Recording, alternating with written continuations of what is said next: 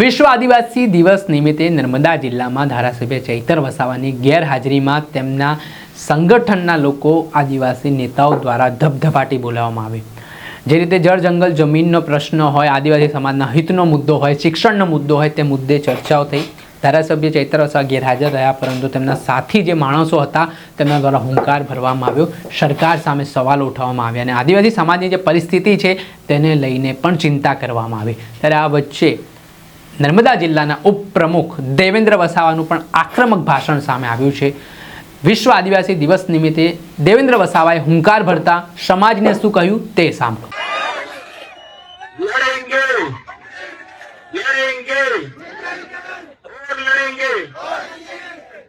આજના 9મી ઓગસ્ટ નિમિત્તે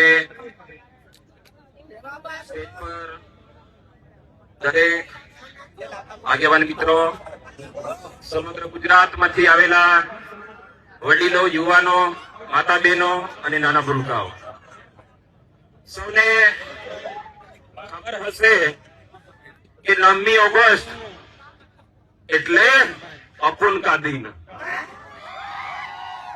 9મી ઓગસ્ટ એટલે આદિવાસીઓનો દિવસ।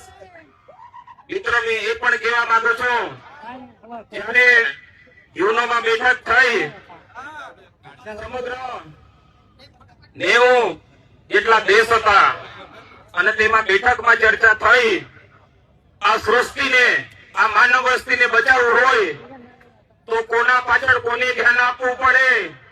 તો ત્યાં એક જ વાતની ચર્ચા થઈ, આપણે બધા બચવું હોય તો પેલા આદિવાસીઓને બચાવો।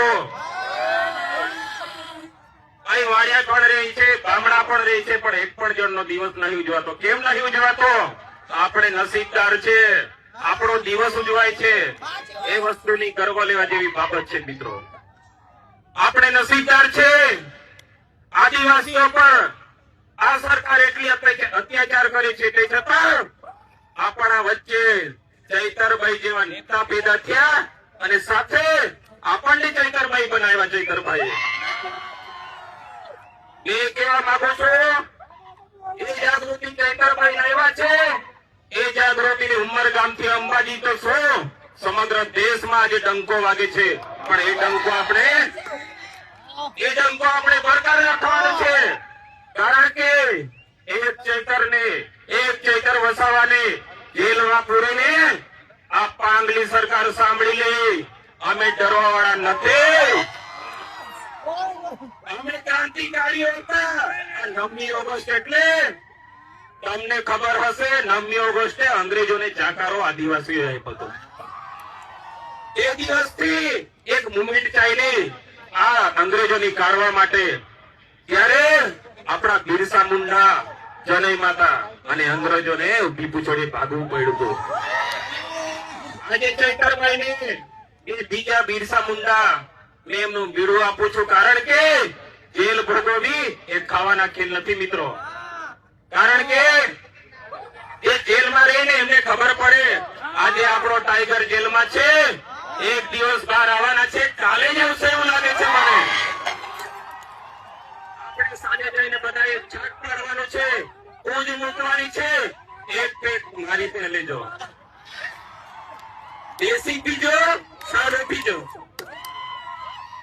દરેક એ પણ યુવાનો આજે સમાજ માટે ટાઈમ કાઢીને આવ્યા છે। આજ લડત પૂલ ગુલાલ ચાલુ રહેશે। એક ચૈતર વસાવાને જેલમાં નાખજો, હજારો ચૈતર વસાવા પેદા થયેલા છે, તમે ટેન્શન નહીં લેતા। એક દિવસ તમારા પણ આવવાનો છે ને, આવવાનો છે। 100 દિવસ સાસુના, એક દિવસ વહુનો આવવાનો છે। બધાનો આભાર માનીને મારો વક્તવ્ય પૂરું કરું છું। આભાર। જે આપણે સાંભળ્યા દેવેન્દ્ર વસાવાને, તેમણે આકરા પાણીએ પોતાની વાત રજૂ કરી છે અને જે આદિવાસી સમાજના પ્રાણ પ્રશ્નોને લઈને તેમણે ધારાસભ્ય ચૈતર વસાવાની ગેરહાજરીમાં સરકારને જે ઘેર્યા છે તેના કારણે મામલો ગરમાયો છે। દર્શક મિત્રો, આવી જ વિડીયો જોવા માટે સ્કાયનેટ મીડિયા જોતા રહો, લાઇક કરો, શેર કરો।